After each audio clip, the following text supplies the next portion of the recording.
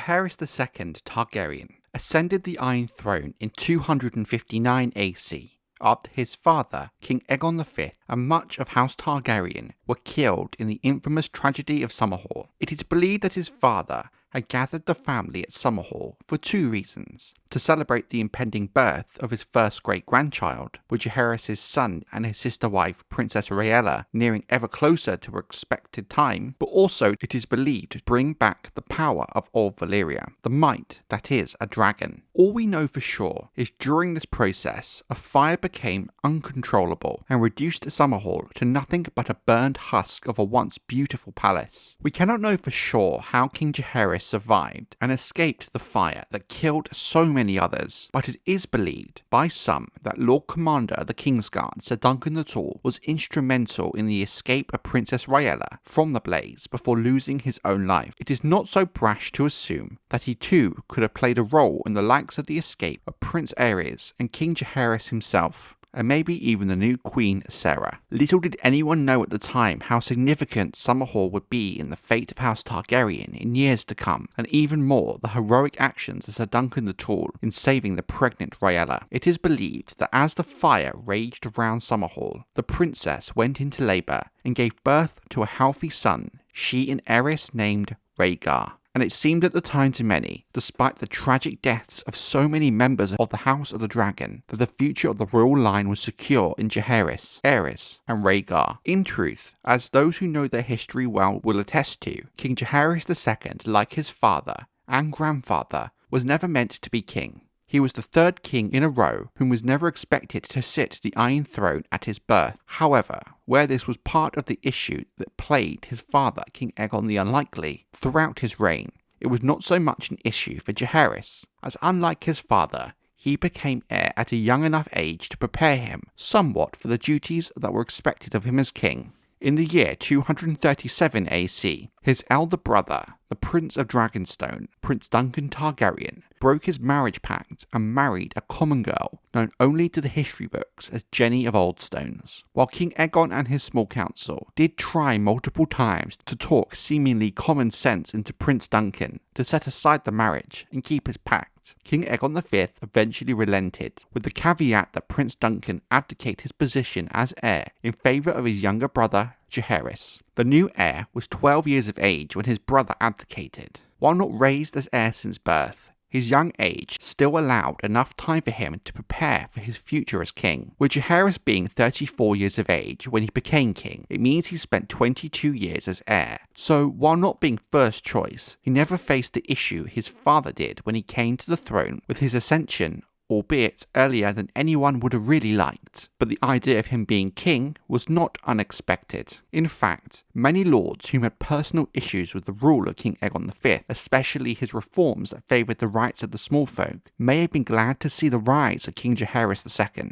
It also feels prudent at this stage to point out that his namesake, the famous Old King, King Jaehaerys I, the Conciliator, was no more a boy of 14 when he came to the Iron Throne, and there were many who hoped that, like his namesake, Jaehaerys II would bring a new age of peace and prosperity to the Seven Kingdoms. Sadly, in a twist of fate, this was not to be, and Westeros would soon be heading down a new road altogether. King Jaehaerys was born in 225 AC and was the second child of the then Prince Aegon Targaryen and his wife, Betha Blackwood. Even as a babe, it is said that Jaehaerys was sickly looking, pale and frail, and in turn, he grew into a man who was sickly, pale and frail, often getting ill. He had large eyes, the purple of old Valyria, and shoulder-length silver hair, a much more traditional Targaryen look than his elder brother, Prince Duncan. He suffered from numerous ailments throughout his life. However, our current records do not go into detail about the specifics of this. Many felt that Jaehaerys was an amiable and clever man, and of course,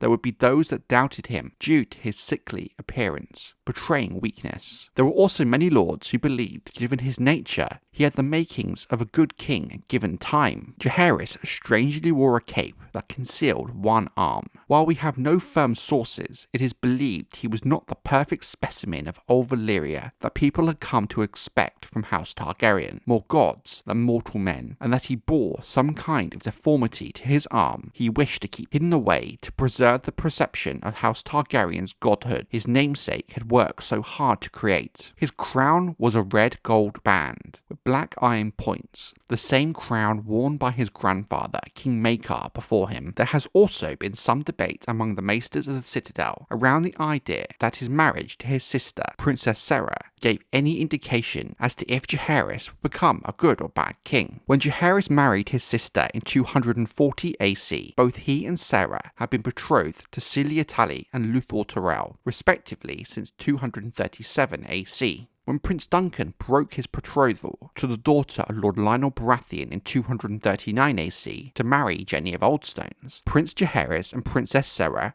took note, especially when their father relented to his son's will. It was clear to many at court that both Jaehaerys and Saera desired each other, and there were efforts to keep them apart. But in 240 AC, Jaehaerys and Saera followed in Duncan's footsteps. They eluded their guardians and secretly wed and consummated the marriage before anyone knew what they had done. King Aegon despaired over this, but felt he had no choice in the matter as the marriage had been consummated. He was forced to relent to his children's wishes once again, while at the same time dealing with the anger and wounded pride of both House Tully and Tyrell. Some have argued that Jaehaerys' actions in marrying his sister without the consent of their father show a steel and determination needed to be an effective king, while on the contrary, others argue it showed a level of selfishness and arrogance, with Jaehaerys doing what is best for him and not what was best for the realm, as a king should do. But the reality of this is it would likely have had a little bearing on his reign either way. But there was one other event that did lead some at court to question the wisdom of the then heir, when he married his two children, Aerys and Rhaella, together, a match neither wanted or was suited for, with both fiercely protesting it. All of this came to be under the advice of a woods witch Jenny of Oldstones had brought to court. This woods witch had told Jaehaerys of a prophecy of the prince that was promised that he foolishly believed, that resulted in his choice to marry his son and daughter together. While some do point to the lack of wisdom in this, there are also those who suggest this very act showed the king as a hypocrite, forcing his children to wed when he defied his father to pursue a love match. While Jaehaerys' rise to the Iron Throne was expected in 259 AC at the death of his father at Summerhall, there were still many questions as to what kind of king he would become, given how as heir he had shown qualities both good and bad.